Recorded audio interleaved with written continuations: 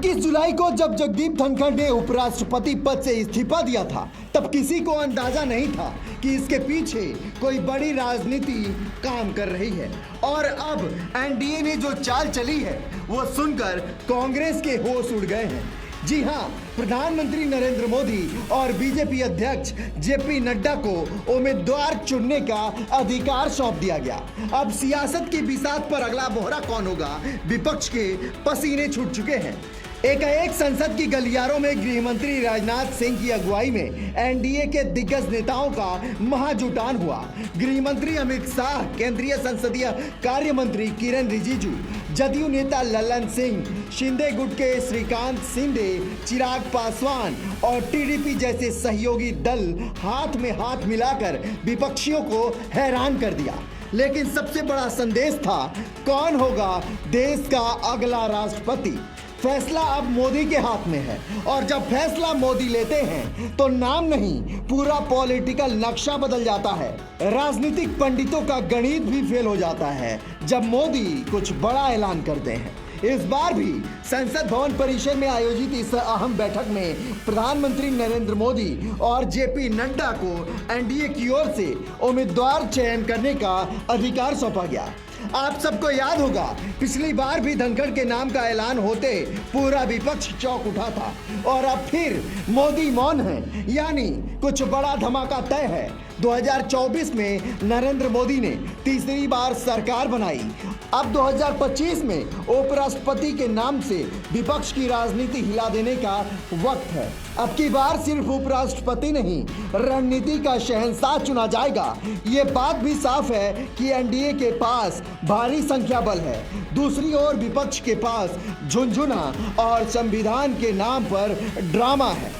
बता दें कि उपराष्ट्रपति जगदीप धनखड़ के स्वास्थ्य कारणों का हवाला देते अचानक इस्तीफे के बाद से ये पद खाली है, और राजनीतिक हलकों में अगले उपराष्ट्रपति को लेकर कयासों का दौर जारी है।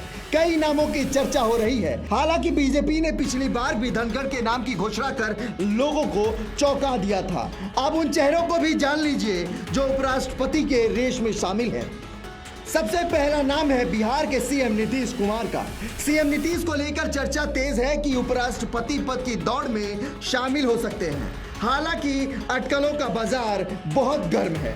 उनकी सेहत को लेकर भी हाल के दिनों में कई सवाल उठे हैं। एनडीए के कुछ सहयोगी दलों का मानना है कि नीतीश कुमार मुख्यमंत्री पद से हटकर राष्ट्रीय राजनीति में नई भूमिका निभा सकते हैं। जदयू के पूर्व नेता उपेंद्र कुशवाहा और अन्य नेताओं ने इस ओर इशारा किया है कि नीतीश कुमार अब नई पीढ़ी को नेतृत्व सौंपना चाहते हैं। दूसरा बड़ा नाम है मनोज सिन्हा।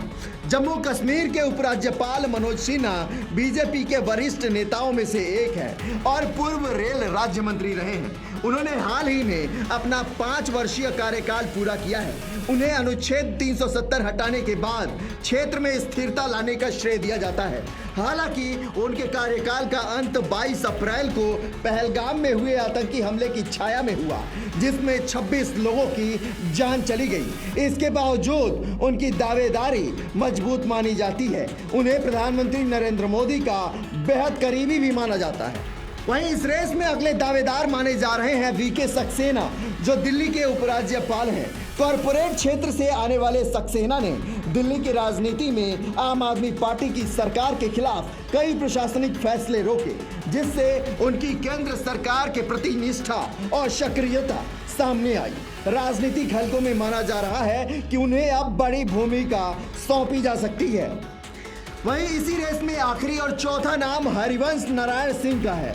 ये नाम भी बिहार की राजनीति का बड़ा इक्का माना जाता है। राज्यसभा के उपसभापति हरिवंश सिंह जदयू से आते हैं। उन्हें भी एक विश्वसनीय और अनुभवी चेहरा माना जाता है। 2020 से इस पद पर रहते हुए उन्होंने सदन में कई बार संतुलन बनाए रखा है और सरकार के साथ उनकी साफ समझ रही है। उन्होंने इस बीच में प्रधानमंत्री नरेंद्र मोदी और अमित शाह का भरोसा भी जीता है। राजनीतिक विश्लेषकों का मानना है कि एनडीए इस बार राजनीतिक संतुलन, सामाजिक प्रतिनिधित्व और अनुभव को ध्यान में रखते हुए उम्मीदवार चुनेगा।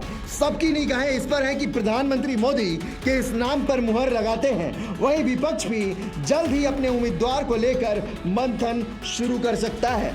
जिससे मुकाबला दिलचस्प हो सकता है। हालांकि एनडीए के पास लोकसभा और राज्यसभा मिलाकर स्पष्ट बहुमत है। बहरहाल आपको क्या लगता है, प्रधानमंत्री मोदी इन चारों नाम के अलावा और किस नाम पर मुहर लगा सकते हैं? और इन चारों नामों को लेकर आपको क्या लगता है कि कौन सा चेहरा इस बार उपराष्ट्रपति का कुर्सी संभालने वाला है? कमेंट करके हमें जरूर बताइए। वीके न्यूज, राष्ट्र के नाम।